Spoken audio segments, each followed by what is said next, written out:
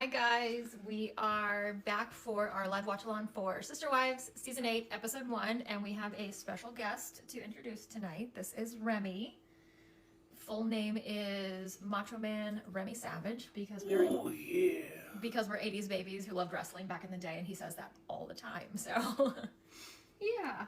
But he is almost 3 months. He is a golden doodle, and he is excited to see everybody. He just, he's probably gonna fall asleep, so we'll see how excited he actually is.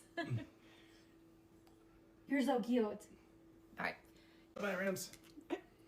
As usual, we're gonna have the show playing in the background. It is, like I said, Sister Wives Season 8, Episode 1. And this is the one where they are getting Dayton his eye surgery after his ATV accident.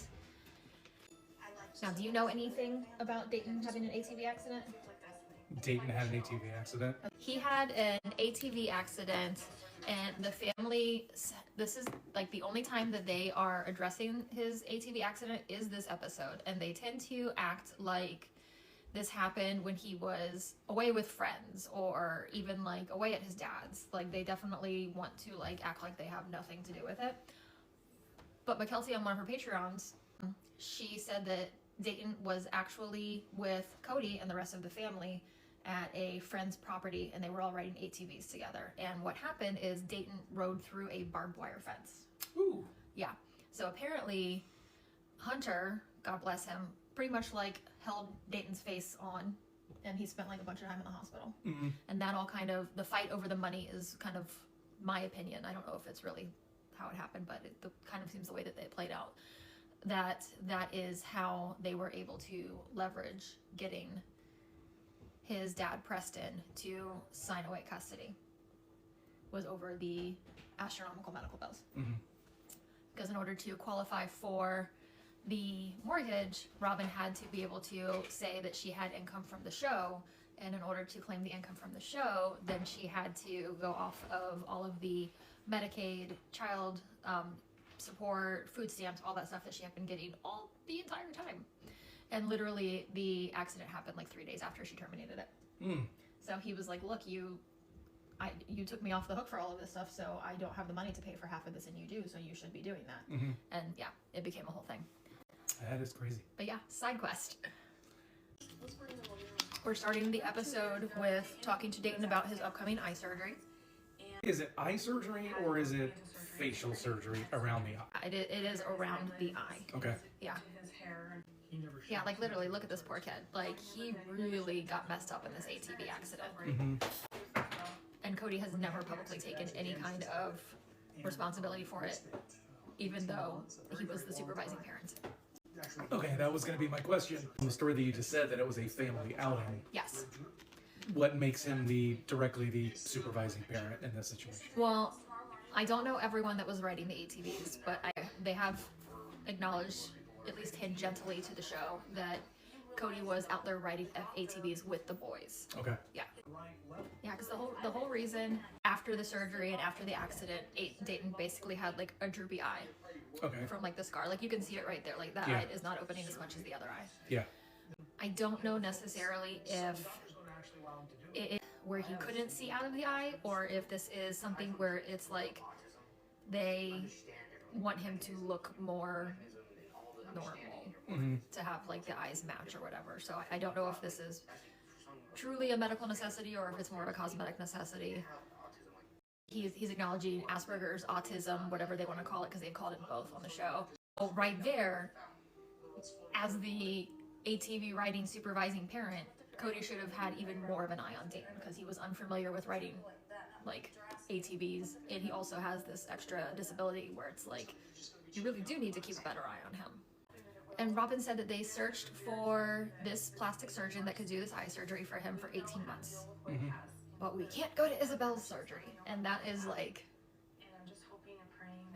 I know that this happened a long time before, and COVID and blah blah blah. So is his Asperger's, is it diagnosed, or is this another one of the we think because XYZ? So Robin has said publicly that he has Asperger's. But I could have sworn this was something that she was self-diagnosing of him. So who knows if he was ever officially, formally diagnosed by an actual licensed physician that could do something like that. Because I ain't Robin. So did all this come up before or after the accident? What, that he had Asperger's? Yes. Before. She started saying that season 1. Okay. Yeah, I mean, like, we're only seeing a snippet of his life. So I try real hard not to, like, come for the kids. But I will come for Robin. I can 100% see Robin, like, snatching onto something as an excuse for her poor ass parenting.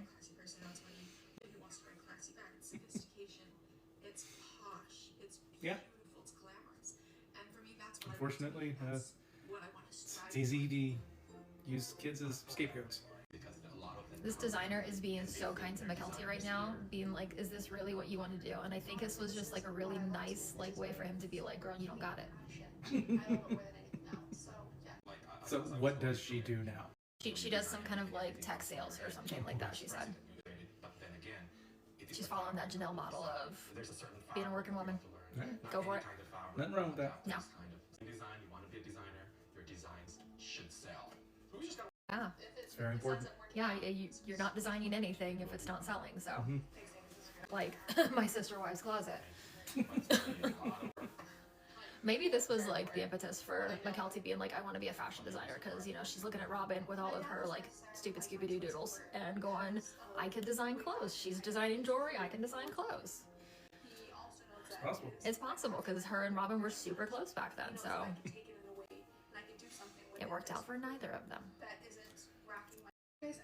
Robin, they're flashing back to a meeting that they had with somebody else where Robin says that she only wants her designs, nobody else's designs. Because I guess they were talking about having somebody else like do some designing, and she was like, oh no. It's like, your stuff doesn't sell though. So Robin only wanted to be the designer and nobody else be a designer? No, but she did want Janelle to do a plus size workout line. She made that very clear. A plus size workout line for what? My sister wife's closet. They were gonna, oh my god, so not only did she want her to do a plus size workout line because that would get Janelle invested, because I know you want those pieces. Bitch, do not talk about my weight. Oh, She jewelry wasn't when they into work it. out. No, workout clothes. Like having like under the My Sister Wife's Closet brand, they would have their jewelry line, but she wanted Janelle to branch out under the same umbrella and on the same website and have that be, Okay. yeah.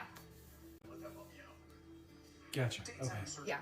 But Christine had the idea at one of their meetings. Christine had the idea, why don't we make some Sister Wives Closet branded shirts and sell those on the website? And Cody had the audacity to say that that would cheapen their brand. What brand, sir? His brand. Exactly, his brand. But now you've got Janelle selling all of her t-shirts, and they sell out constantly. And I just love that for her, because that's a big middle finger right to Cody and his diminishing the brand. I feel like Cody is showing more emotion about Dayton having this eye surgery than he did when Truly was in the hospital and when Isabel was going through all of her scoliosis stuff. I wonder why. Favorite wife? I was gonna say because he's a boy. Oh. And great misogyny. Yeah, ingrained misogyny. I like that. Look at. I don't feel like it made that big of a difference, honestly. In the eye. Yeah. There he is. He's back, rocking his bright yellow hospital socks. Is he gotta practice the people's eye? Oh crap! What's it called? I can do it. You're talking about like the rock in his eye Yeah. lift. Yeah. That's So I almost said the people's elbow. I was like, no, that's not right. I knew that's what you were gonna say. The people's eyebrow. No, you can't see it because my glasses. What? Oh. That's his. That's his PTs. He has to practice those. Absolutely. Yeah, like I can absolutely see where you're talking about. What did you say? Ingrained misogyny. Love that. But at the same time, there's like this phenomenon in polygamous cultures of like lost boys, where there's, in order to have more women than men to marry, some of the boys when they turn 18 will basically just get like cast out. So it's a weird dichotomy of men are superior unless you have to compete for like a woman. Everyone is equal, but some are more equal than others. Yeah, basically. Typical brown family trying to go anywhere. Whatever time that they say. I know we're not supposed to be talking about the kids, but all of her shit's still in her room. Well, yeah, okay. She probably was like, I'm not going to do this until you guys are actually ready, because then I'm just going to get mad, because I feel like that would be me. I can remember so many road trips that they have gone on, and one of them, which was probably my favorite one, is they're all trying to like get into like an RV and take off, and they're trying to leave by a certain time, which of course naturally it never happens on time, because you know Cody is ridiculous and there's 800 people trying to go. But I remember like him and Garrison just like jawing back and forth at each other and talking about like, I'm the general, and Garrison said something along the lines of, he brought up like the Russian Revolution and how they all shot the general. Like, oh, Garrison. I really feel like Maddie was like his favorite of the girls, which is what makes it all the more heartbreaking to see their relationship now. Maddie got out of there quick, man. They literally just said that she graduated high school like a week before, and she's like, I'm done. She was like Logan. She pieced out of there as soon as she possibly could. We just moved our nephew into his college dorm this past August, so this all feels really familiar, trying to make things fit and whatnot. Making things fit was not a problem. No, okay. Thinking about making things fit until your dad showed up with a literal box truck for one single person. So we had like our entire loft was like just covered in his stuff for like a month, and we're it was a little deceptive. All right, I gotta pause it because we're gonna sidetrack again. Yeah, so Jay's stuff was all over our loft, and we had it like, it was a little deceptive, honestly, because I had some stuff stacked in front of like, or on top of the coffee table, and then I had stuff like around the coffee table, so it really did look like it was. It looked like a lot. It looked like a lot more than it actually was, and so we were all kind of like panicking, like, how are we gonna get this in the car? I have an SUV. There was literally 4 of us going down there to move. It was a whole thing. And so my father-in-law was like, oh, I can get a truck from work, no big deal. I'm thinking he's talking like a conversion van, like something like that. Oh no, he shows up with like, what, a 15-foot box truck, if not bigger? He pulled into our driveway. It was the entire length of our driveway. Yeah, the front end of the truck was out in the street. Yeah. So from the tail end to the front end of the truck was about 40 feet long. It was so ridiculous looking. Like, so we get all of Jay's stuff loaded in there. They strap it down to the very front part. Who rolls up to their college dorm with a box truck like this? So yeah, it was like the most ridiculous thing. Like we could have transported both of our cars in the back of this truck along with his stuff and just all ridden down together and been fine like that probably. So yeah, it's like we packed up his stuff, and I was like, you just want to call your roommate and run over there and see if she needs help. Exactly. So he called her, and like she was good. I was like, you just want to pack up the rest of your shit? It was so funny too, and like where his dorm was, where we could pull, there was a catwalk over, so like a little bridge type area, and the truck was too tall, it couldn't even like get up to the dorm because of that. So then they are unloading like at the very end of like this parking lot area and having to like cart everything up, and then it's up 2 flights of stairs. It was a day. Yeah, blocking up traffic. Yeah. So, Yeah, we were not the favorite no people of the other ones. Yeah, it was a misadventure. Misadventure. That's a good way to put it. Maddie's got like a full ass like apartment basically. Yeah, that's nice. Yeah. Like this is definitely not what Jay moved into. I wonder if they just like ran out of like campus housing and then we're starting to put people into like nearby apartments, because I know that that's what they had to do at Ohio State. Yes. Oh my god, I love when they showed like the flashback pics of like the kids when they were little. Sad that Cody says that he doesn't have a lot of memories of Maddie growing up. But it's not surprising either, because how would you be able to give each kid individualized attention that way when you have that many? That's a good point. I mean, you just couldn't. Nice. This is nicer than the college dorm style apartment that Janelle and Savannah were living in Flagstaff. This is another reason why I feel like Maddie had to have been like his favorite like of the girls, because I do not remember him having this same reaction to when Leon was going to Westminster, which is also in Utah. I don't remember, like he was just worried about the money. I don't remember him having the concern about them being so far away. He just said he wants her to be hungry enough to establish a connection with him. Like, isn't that your job, sir? Like, you are the father. Come on now. Right now, I'd just be in order of marriage. It's true. So I'll start with Mary. All right, so that is the end of that episode. What'd you think, babe? It was okay. Every week I ask him, what'd you think of the episode? And just, it was okay. So infuriating going back when you know the things that you know that have happened on the series, like in later years, and things that have been said, going back and watching these episodes and seeing the little things and the little slivers and whatnot that you didn't see when you initially watched it is so infuriating. I think it's interesting to have your perspective on it too, just for the simple fact that this is your first time ever going through it. Mm-hmm.